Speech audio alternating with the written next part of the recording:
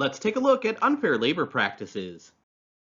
To protect employees' rights to self-organization and give collective bargaining a chance to work, the NLRA prohibits certain actions by employers and by unions.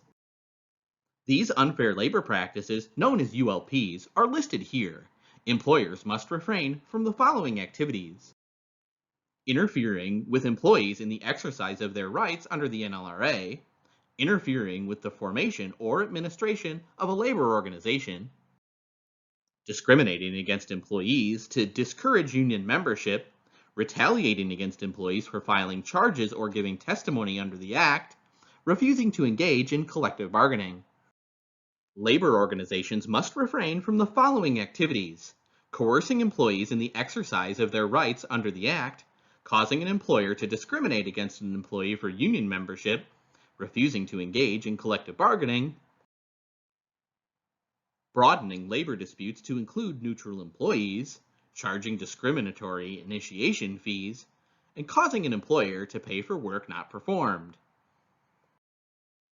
The first category of employer ULP, interfering with, restraining, or coercing employees in the exercise of their NLRA rights, encapsulates employers' legal obligations under the NLRA. The remaining employer ULPs are elaborations on this general requirement. The prohibition against employer domination of a labor organization or interference in its administration needs explanation. The underlying notion is that to be a bona fide employee representative, labor organizations must be independent of employers. This requirement of independence holds not just for labor unions, but also for labor organizations of any kind. The definition of labor organization under the NLRA is broad.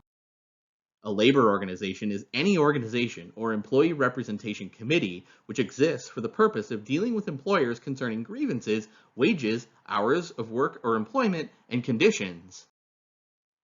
Clearly, employers are prohibited from creating or controlling company unions that do not genuinely represent employees' interests. But the NLRA also has implications for employee involvement groups and work teams.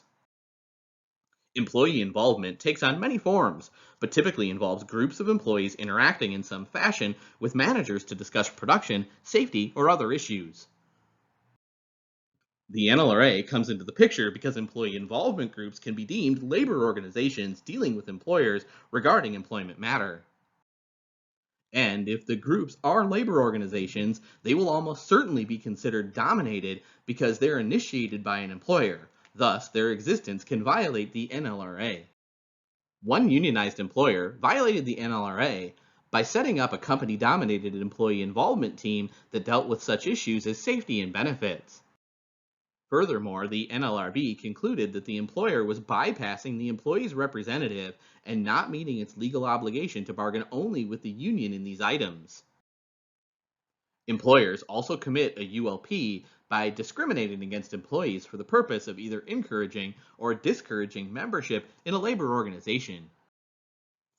Thus, employers cannot refuse to hire, fire, demote, or otherwise limit the employment opportunities of employees because they're known or suspected to be union activists or supporters. As in other disparate treatment discrimination cases, proving the motive behind a challenged employment decision is crucial.